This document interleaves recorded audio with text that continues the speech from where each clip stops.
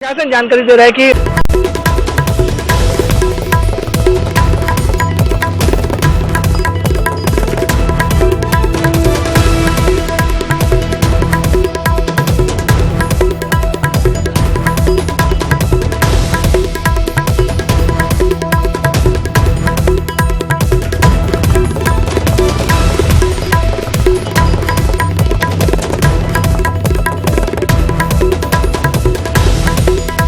मुंबई के डोंगरी इलाके में 4 मंजिला इमारत मुनहदम हुई है। 12 अफराद की हलाकत अब तक हुई है। 5 अफराद को हालांकि बचाया गया है। राहत और बचाव का काम लगातार जारी है। तस्वीरों में आप देख सके कितनी भयानक तरीके से ये बिल्डिंग गिरी है, जिसके बाद राहत और बचाव का काम जारी है। एम्बुलेंस की 10 गाड़ियां और डॉक्टरों की टीम मकाम पर मौजूद है। इमारत में 15 खानदान कयाम पजीर थे, जिसके गिरने से बड़ा हादसा पेश आया है। मुंबई के डोंगरी इलाके की तस्वीरें हम आपको दिखा रहे हैं, जो कि तस्वीरें काफी भयानक हैं। 12 अफराद की हलाकत अब तक हो चुकी है। 5 अफराद को हालांकि बचाया गया है। राहत और बचाव का काम लगातार जारी है। एनडीआरएफ की टीमें मौके पर मौजूद हैं, तो वहीं एम्बुलेंस की 10 गाड़ियों को भी मौके वारदात पर मौजूद रखा गया है और डॉक्टरों की टीम भी वहां पर मौजूद है। इमारत में कहा जा रहा है कि 15 खानदान रहते थे, कयाम पजीर थे और ये बिल्डिंग जो गिरी है वो मुंबई के डोंगरी इलाके में 4 मंजिला इमारत है जो गिर गई, जिसके गिरने के बाद की तस्वीरें आपको दिखा रहे हैं, जहां पर राहत और बचाव का काम लगातार जारी है। इस बिल्डिंग के गिरने के बाद 12 अफराद की दबने से मौत हुई है, जबकि 5 अफराद को अभी तक बचाया गया है। रेस्क्यू ऑपरेशन भी जारी है।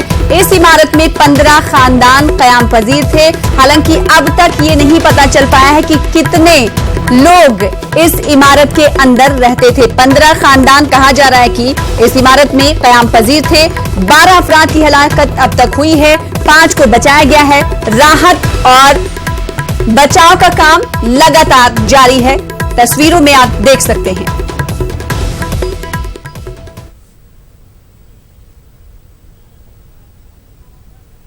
वसीम हमारे साथ जुड़ रहे हैं, हमारे नुमाइंदे। इस वक्त जो तस्वीरें हम देख पा रहे हैं वसीम, वहां पर राहत और बचाव का काम जारी है। अगर आप मौके वारदात पर बिल्डिंग जहां पर गिरी है वहां पर मौजूद हो तो वहां की तस्वीरें दिखाइएगा एक्सक्लूसिव, और साथ ही साथ बताइएगा कि इस हवाले से क्या कुछ अपडेट अब तक मिल पा रही है। 12 अफराद की हलाकत अब तक हुई है, 5 लोगों को जिंदा बचाया गया है, क्या कुछ अपडेट?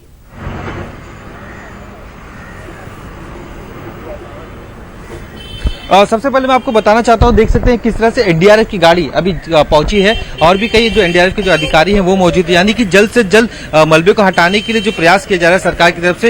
इस वक्त देख सकते हैं किस तरह से जो स्थानिक लोग हैं, ये वो बिल्डिंग है, ये वो रास्ता निकलता है, इसी के कोने पे वो बिल्डिंग है जहां पे गिरी है। बिल्डिंग करीब 100 साल पुरानी बताई जा रही है, काफी पुरानी बिल्डिंग है। 15 परिवार इस पूरे बिल्डिंग के दौरान रहते थे और अब तक 12 लोगों की डेथ की खबरें आ रही हैं और कम से कम 30 से 40 लोग अब भी इस मलबे के नीचे होने की आशंका जताई जा रही है। फायर ब्रिगेड के जो अधिकारी है वहां मौजूद है, पुलिस प्रशासन यहाँ पे मौजूद है। जो लोगों की भीड़ है वो उसे हटाने की कोशिश की जा रही है। जिस तरह से सरकारी आंकड़ों के अनुसार देखा जाए तो ये बिल्डिंग काफी पुरानी थी, लेकिन इस पुरानी बिल्डिंग को रीडेवलपमेंट में होने के बावजूद क्या उन्हें घर दिया गया था, नहीं दिया गया था, या फिर इसके ऊपर जिस तरह से देखा जाता है कि अक्सर जो बिल्डिंगें पुरानी हो जाती है उस दौरान उन्हें बनाने या रिपेयर करने का काम शुरू होता है, लेकिन इतने साल पुरानी बिल्डिंग होने के बावजूद भी रिपेयर क्यों नहीं किया गया, इससे लेकर अभी सवालिया निशान उठ रहे हैं। इसकी भी जांच होगी, लेकिन फिलहाल ये बिल्डिंग महाड़ा की बताई जा रही है और जिस तरह से सरकारी आंकड़े हैं उन्हें देखते हुए एक सवालिया निशान जरूर है। इससे पहले भी हमने देखा है कि मुंबई में कई इलाके हैं उस तरह की घटनाएं हो सकी है। इन पूरे 5 सालों की बात करें तो 200 से ज्यादा लोगों की डेथ सिर्फ और सिर्फ बिल्डिंग गिरने की वजह से हुई है। ये 4.5 साल का आंकड़ा है आरटीआई के द्वारा जो सामने आया है। अब मैं आपको दिखाना चाहता हूं कि ये जो पूरा इलाका है काफी कंजेस्टेड है और यहाँ पे जो लोग हैं काफी कंजेस्टेड है, जिसकी वजह से लोगों की हटाने और यहाँ पे राहत बचाव में काफी दिक्कत आ रही है। तंग गलियां होने की वजह से काफी तस्वीरों में हम देख पा रहे हैं और आप ये बता भी रहे हैं कि काफी संकरा इलाका है, ये काफी कंजेस्टेड एरिया है, पूरा इलाका है जहां पर ये बिल्डिंग गिरी है।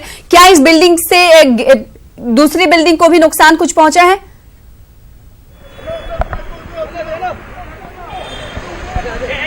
जरूर, जिस तरह से ये जो पूरा बिल्डिंग इलाका है वो काफी पुरानी बिल्डिंगों यहाँ पे सबसे ज्यादा है, जिसकी वजह से जब ये बिल्डिंग गिरी है तो उसका असर बगल की बिल्डिंगों पे भी हुआ है। अब जो अगल बगल की जो बिल्डिंग है, मैं आपको ये बताना चाहता हूँ कि ये जो बिल्डिंग जो गिरी है, इससे पहले भी एक यहाँ पे नजदीक में जब बिल्डिंग गिरी थी डोंगरी में, उस दौरान ये बिल्डिंग को खाली कराया गया था और 7 दिन तक ये पूरी बिल्डिंग खाली थी।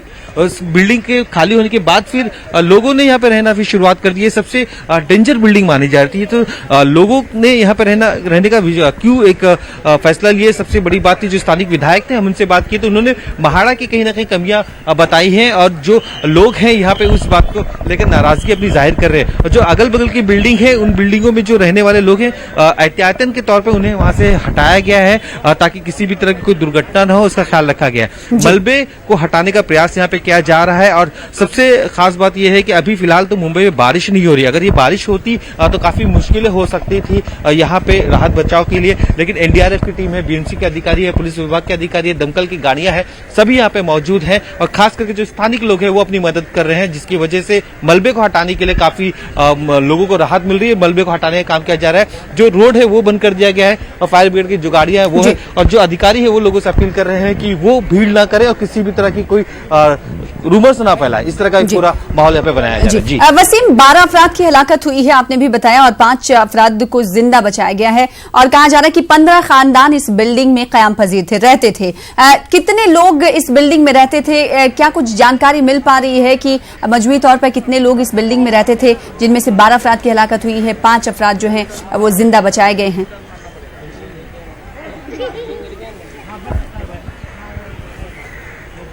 देखिए, इस पूरी बिल्डिंग में 15 परिवार रहते थे। ये 15 परिवार काफी सालों से रहते हैं। जो बिल्डिंग है 100 साल पुरानी बिल्डिंग बताई जा रही है। ये काफी जर्जर इमारत में इसकी काउंटिंग भी थी। जिस वक्त पूरा ये हादसा हुआ उस दौरान जो नीचे का एक हिस्सा बताया जा रहा है, शायद वहां पे बेकरी थी और जो लोग थे काम करने वाले, जो सबसे काफी फंसे हुए हैं, इस तरह की जो बातें हैं। तो अब भी 30 से 40 लोगों के अंदर फंसे होने की आशंका जताई जा रही है। ये मलबा हटाने का काम किया जा रहा है, राहत बचाव का काम किया जा रहा है, एनडीआरएफ की टीम की तरफ से किया जा रहा है। लेकिन ये 15 परिवार वहां पे रह रहा था और उन्हें हटाने बचाने की कोशिश यहाँ पे की जा रही है। जिस तरह से मुख्यमंत्री ने भी कुछ देर पहले ही जानकारी दी है कि 15 परिवार थे, 100 साल पुरानी बिल्डिंग थी, राहत बचाव के लिए कई तरह के इंतजाम करने के आदेश भी दिए गए थे, लेकिन उसके बावजूद भी इस तरह की डेवलपमेंट क्यों नहीं हुई, इसे लेकर सवालिया निशान उठ रहे हैं। खुद गृह निर्माण मंत्री विखे पाटिल ने भी इस बात की पुष्टि की है कि 12 लोगों की डेथ हुई है और अभी 30 से 40 लोग इस मलबे के अंदर दबे हुए हैं। ये महाड़ा की बिल्डिंग है, महाड़ा की बिल्डिंग है, तो अब भी ये सवालिया निशान उठ रहे हैं कि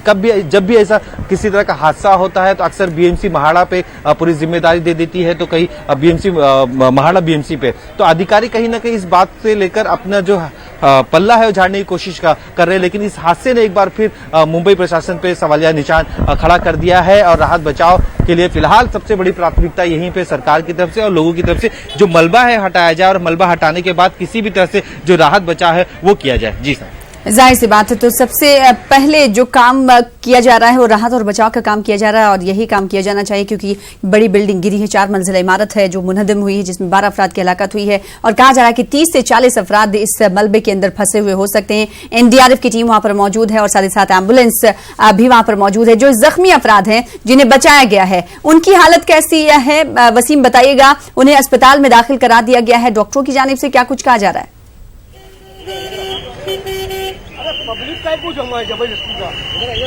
देखिए, जो अभी राहत बचाव के दौरान कई लोगों को यहाँ से निकाला गया है। आप देख सकते हैं, हमारे साथ मंत्री जी उनसे बात करते हैं। सर, ये जो नहीं, ये सारी जो मामले के बारे में अभी खुद गृह निर्माण मंत्री यहाँ पहुंचे हुए हैं। आप देख सकते हैं कि पूरी जो स्थिति का जायजा लेने के लिए वहाँ पहुंचे हैं और यहाँ पे जिस तरह से पूरा हादसा हुआ है उसकी जानकारी देंगे।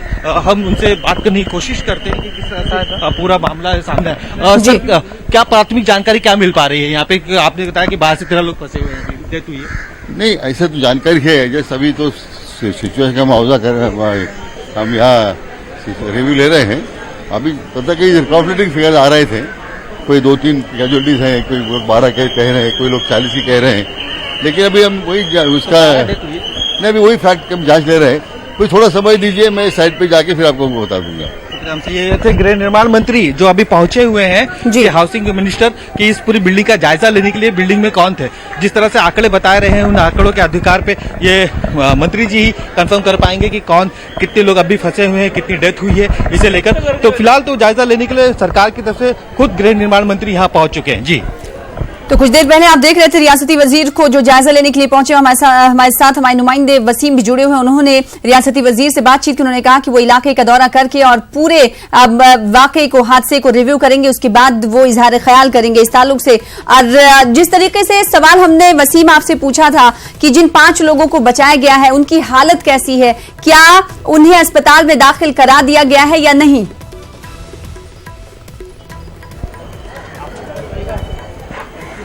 और देखिए, जो राहत बचाव के दौरान जो जख्मी लोग हैं उन्हें जब अस्पताल से निकाला जा रहा है, जो स्थानिक जो अस्पताल है, नजदीकी अस्पताल है जेजे, वहां पे एडमिट कराया जा रहा है और उनके उपचार चल रहे हैं। अभी तक तो उनकी स्थिति गंभीर नहीं बताई जा रही है, लेकिन अभी जांच जिस तरह से इलाज चल रहा है, इलाज के बाद ये बताया जा सकता है कि पूरी तरह से कितनी उनकी स्थिति नाजुक है। लेकिन फिलहाल सबसे पहले जो एम्बुलेंस है उनकी कोशिश यही होती है कि जो मलबे से जो भी लोग निकल रहे हैं उन्हें किसी भी तरह से पहले अस्पताल इलाज के लिए पहुंचाया जाए। और ये जो 5 का आंकड़ा है निकालने का और भी बढ़ सकता है।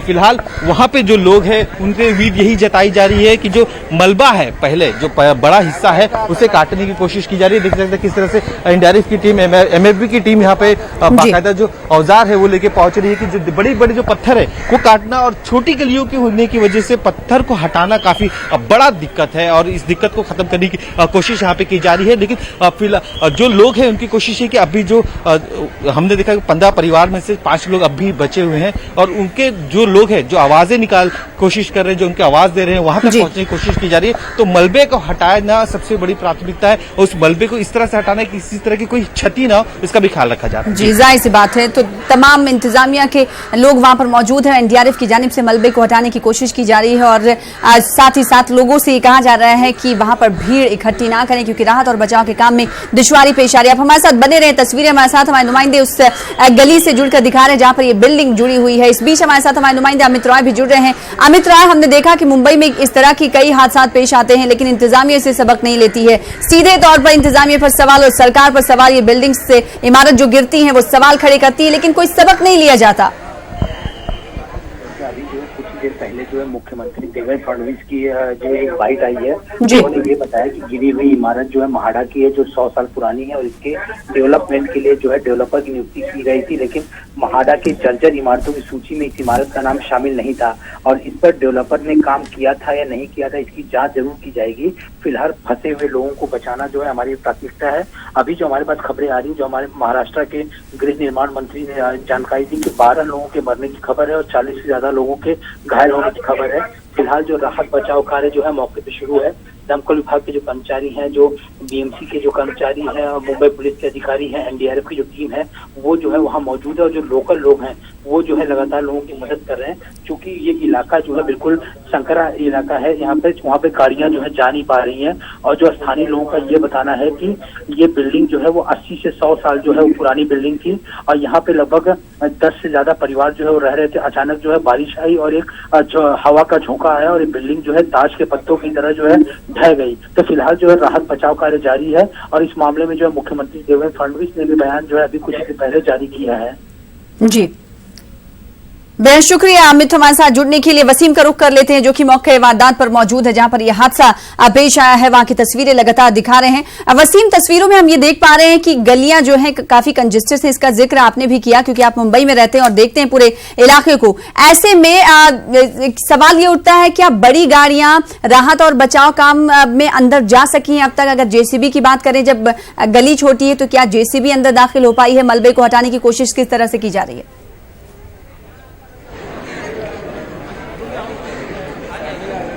देखिए, जेसीबी अब तक अंदर नहीं जा पाई है। इसकी वजह मैं आपको दिखाना चाहता हूं। जिस गली में हम खड़े हैं आप देख सकते हैं ये गली की जो लंबाई है और उसकी लेंथ, यहां से बड़ी गाड़ी जरूर जा सकती है लेकिन इस गली के जो आखिरी बिल्डिंग है उस नुक्कड़ से लेफ्ट की तरफ ये जो बिल्डिंग गिरी है वो अंदर की तरफ है, यानी कि जीसीबी को अंदर लेके जाना सबसे बड़ा टास्क है। तो पीछे की तरफ से कोशिश की जा रही है कि उसे लेके जाया जा सके। साथ ही जो कटर है, कटर के जरिए जो मलबा है वो हटाने और काटने का काम किया जा रहा है, जो बड़े पत्थर उन्हें काटने का काम किया जा रहा है, जिसकी वजह से काफी दिक्कत आ रही है। इस वक्त रोकना चाहेंगे, वजीर आला क्या कुछ कह रहे हैं महाराष्ट्र के, सुन लेते हैं। संभावना वहाँ पर दिखाई पड़ रही है।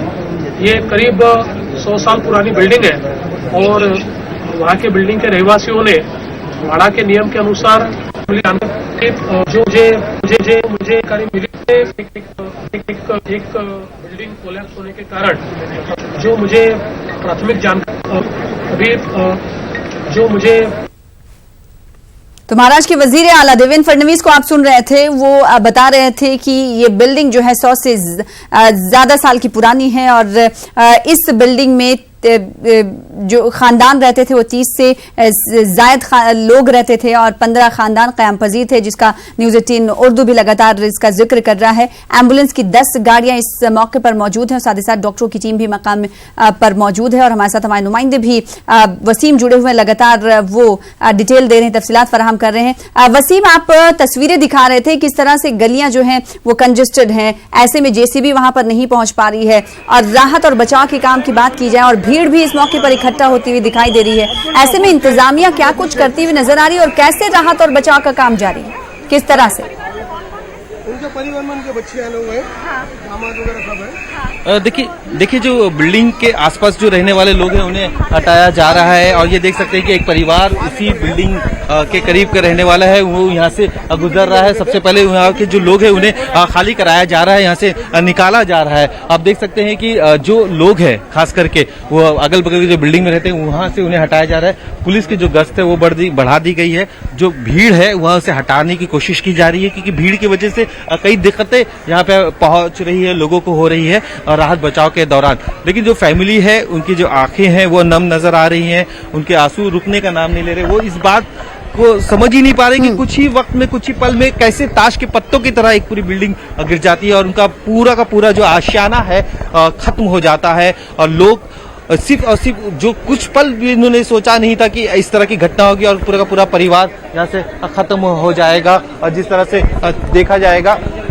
अभी इस वक्त विरोधी पक्ष नेता जो धनंजय मुंडे हैं वो यहाँ पहुंचे हैं यहाँ पे इस पूरी बिल्डिंग का जो इस पूरे इलाके का जायजा लेने के लिए यहाँ पे अंदर की तरफ है, यानी कि कहीं ना कहीं एक अब चुनावी मैदान में इस तरह के भी मुद्दे होना अब शुरू हो सकते हैं। महज कुछ ही महीने बचे हैं, अक्टूबर में चुनाव होने हैं और ऐसे वक्त और जाहिर सी बात है चुनावी मुद्दे बनने भी चाहिए क्योंकि ये बुनियादी सवाल है, लोगों की सिक्योरिटी से जुड़ा हुआ सवाल है। वसीम हमारे साथ बने रहिए, हमारे साथ एक खास मेहमान जुड़ रहे हैं मुंबई से, अबू आसिम आजमी साहब जो कि समाजवादी पार्टी के लीडर हैं, आपका इस्तकबाल करते हैं। अबू आसिम आजमी साहब, काफी दर्दनाक हादसा मुंबई में पेश आया है, अब तक 12 लोगों की मौत हो चुकी है जबकि 5 लोगों को बचाया गया है। वहीं कहा जा रहा है कि अभी 30 से 40 लोग मलबे के अंदर दबे हुए हो सकते हैं। बार बार महाराष्ट्र में ऐसी इमारतें गिरती हैं, निशानदेही की जाती है लेकिन फिर भी कार्रवाई नहीं की जाती है।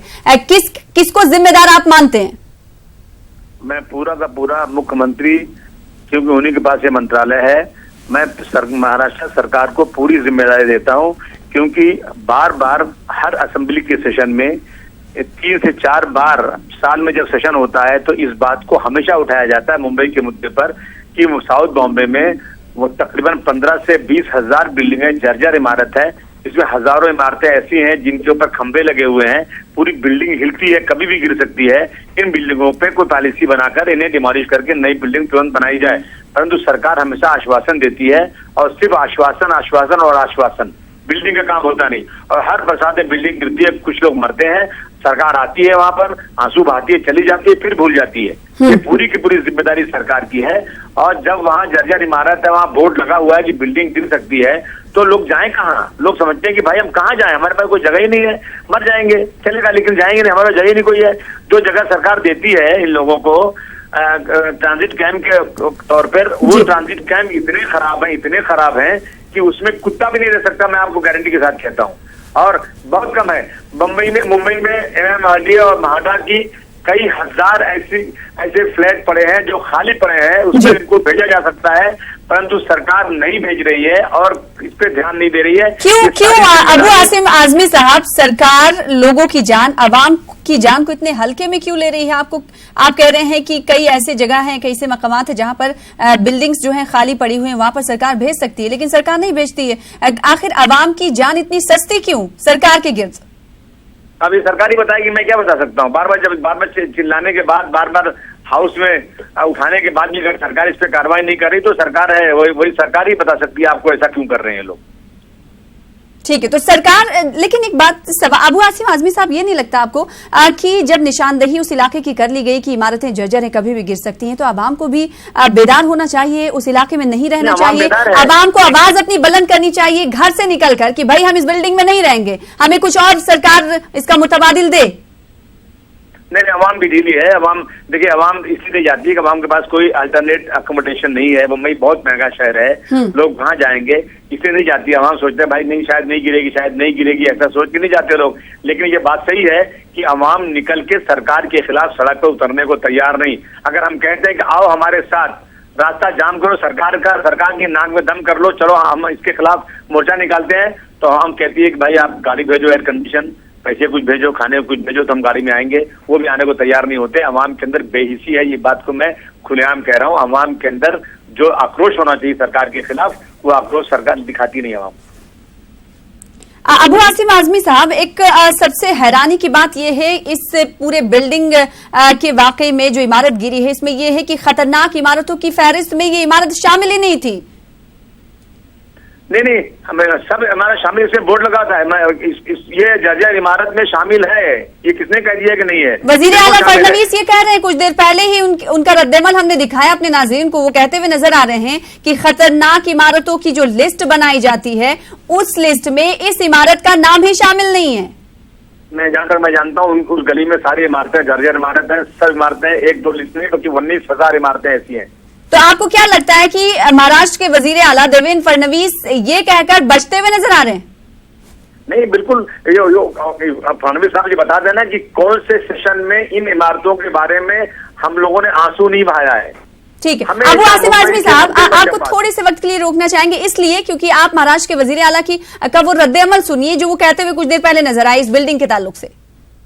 उसमें डोंगरी में एक बिल्डिंग कोलैप्स होने के कारण उसके अंदर करीब 15 फैमिलीज के फंसे होने की संभावना वहां पर दिखाई पड़ रही है।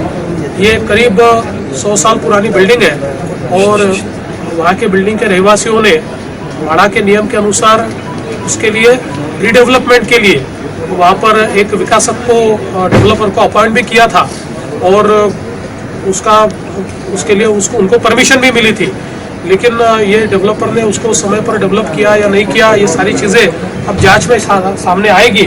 अभी तो सारा फोकस जो है वो जो लोग वहाँ पर अभी मलबे के नीचे हैं उनको कैसे बाहर निकाला जाए, इसके ऊपर सारा फोकस वहाँ पर रखा हुआ है। और मुझे ऐसा लगता है कि एक बार ये सारी चीज़ें सामने आ जाए तो उसके बाद इसका इन्वेस्टिगेशन भी प्रॉपरली किया जाए।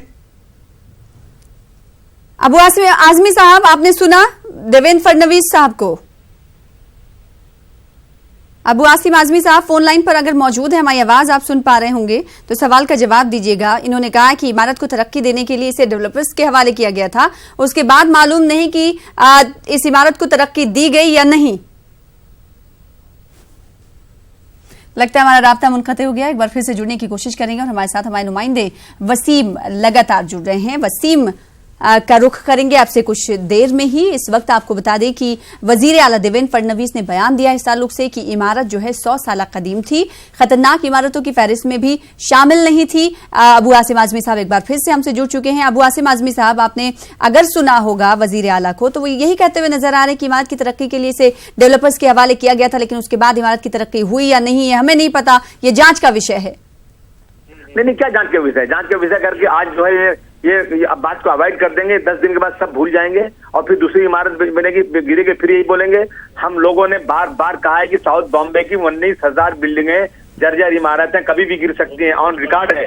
अगर इनके ऑफिसर लोग पैसे लेकर कोई इमारत को जर्जर दिखाएं, कोई नहीं दिखाएं तो क्या करेंगे? हरामखोरी है म्युनिसिपैलिटी के अंदर, ये सिर्फ पैसे कमाते हैं ये लोग। और ये लोग जिस इमारत को बिल्डर पैसे देता है उसको जर्जर दिखा देते हैं, जहाँ पैसा नहीं मिलता उसको जर्जर दिखाते नहीं है। ये हालत है यहाँ पे जी। साउथ मुंबई का आप जिक्र कर रहे हैं, अबू आसिम आजमी साहब, इसकी तादाद आपने बताई कि जर्जर इमारतों की 19,000 है, तो क्या अपोजिशन पार्टियों को ये तादाद मालूम है, सरकार को ये तादाद नहीं मालूम है, या फिर सरकार इन तादाद को जानने की कोशिश नहीं करती? मैं आपको असेंबली की कार्रवाई भेज सकता हूं, जो हम लोगों ने बार बार मांग किया है। बिल्डिंगों की गिनती हमने 19,000 बोला है। सरकार खड़ी होकर बोल दे कि भाई ये गलत है तो मान जाए। सरकार ने कभी नहीं ना बोला है। सरकार ने कहा हम इस पे पॉलिसी बना रहे हैं। इन लोगों ने क्या कर दिया, एक पॉलिसी ऐसी बना दिया कि बिल्डिंग से 3 मीटर 6 मीटर जगह छोड़नी पड़ेगी। ये छोटी छोटी बिल्डिंग है, 6 मीटर जगह छोड़ करके कोई बिल्डिंग बनी नहीं सकती वहां पर, जब तक कोई ऐसी पॉलिसी ना आ जाए कि उन बिल्डिंगों को बनाने के लिए लोगों को आसानी हो, उस वक्त बिल्डिंग बन नहीं सकती। 6 मीटर चारों तरफ छोड़ेंगे तो एक बिल्डिंग 3-3, 4-4 मीटर में बिल्डिंग बनी हुई है और एक बिल्डिंग से दूसरी बिल्डिंग लगी हुई है, कोई स्पेस ही नहीं है। ये पुराने जमाने की बिल्डिंग है, 100 साल पुरानी। तो सरकार को इसके ऊपर कोई सर जोड़कर बैठकर कोई एक ऐसा प्रोग्राम बनाना चाहिए कि ये बिल्डिंगें बन जाएं। लेकिन सरकार प्रोग्राम बनाती है, इम्प्लीमेंट करती है, सिर्फ बातें करती है। अबू आसिम आजमी साहब, इस हवाले से आप क्या कुछ अपना पक्ष और मौक़िफ़ रखते हुए और सरकार के सामने क्या कुछ रखते हुए, क्या मांग करते हुए नजर आएंगे अगर बात की जाए तो? एक मसल है, मैं यूपी का रहने वाला हूँ। भैंस के आगे बीन बजाओ, भैंस बड़ी पगुड़ाए। मैं बार बार बोलता हूँ सरकार, मैं क्या, उस एरिया का एमएलए अमीन पटेल है, उसने भी कितनी बार उठाया इस बात को। यहाँ पे बहुत सारे मुंबई के लोगों ने इस बात को उठाया है। हम अभी फिर आज चिट्ठी लिख रहे हैं। मैं सुबह मैंने जब बिल्डिंग गिरी एक चिट्ठी लिख रहा हूँ सरकार को, और मैं ट्रांजिट कैंप में जहाँ लोगों को भेजा गया उसकी फोटोज भी भेज रहा हूँ कि सरकार क्या कर रही है बैठ करके। मैं जरूर कार्रवाई करने को तैयार हूँ। जी, बेहद शुक्रिया अबू आसिम आजमी साहब तफसील से बातचीत करने के लिए, इस पर अपना मौक़िफ़ रखने के लिए। तो अबू आसिम आजमी का कहना है कि सरकार दावे तो करती है लेकिन उन दावों पर अमल दरामद नहीं करती है, और साथ ही साथ उन्होंने कहावत का भी जिक्र किया कि अपोजिशन पार्टियों की जानिब से इस मसले को कई बार सरकार के सामने उठाया गया, लेकिन उस कहावत के मुतरादिफ की भैंस के आगे बीन बाजे भैंस खड़ी पगुराए, यानी सरकार के सामने इस मसले को उठाया जाता है, सरकार इस मसले पर ध्यान ही नहीं देती। मुहिउद्दीन हमारे साथ जुड़ रहे हैं। मुहिउद्दीन, इस वक्त आप जहां पर बिल्डिंग गिरी हुई है मेरे ख्याल में वहां पर मौजूद है। इससे पहले वसीम लगातार जुड़कर तस्वीरें दिखा रहे थे। किस तरीके से आप बताइएगा कि राहत और बचाव काम जारी है, रेस्क्यू ऑपरेशन कैसा चल रहा है इलाके में?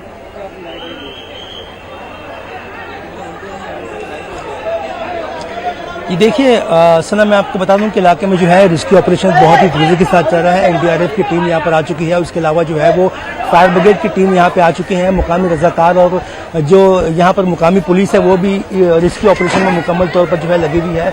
यहाँ के जो लोकल लोग हैं वो पूरा सपोर्ट कर रहे हैं कि मतलब किस तरह से जो है वो जो जख्मी अफराद है उनको बाहर निकाला जाए और फौरन जो है वो अस्पताल में जो है वो पहुँचाया जाए। और हमारे साथ यहाँ पे जो है वो बहुत से ऐसे लोग हैं जो यहाँ पे बचाव के लिए आ रहे हैं और मदद कर रहे हैं, और फिलहाल जो है वो बड़ी तादाद में लोग यहाँ पर जमा हुए हैं और कोशिश करें कि पुलिस को इंतजामिया का सपोर्ट करें और जो डिसीज है और जो जख्मी अफराद है उनको जो है हॉस्पिटल पहुंचाया जाए।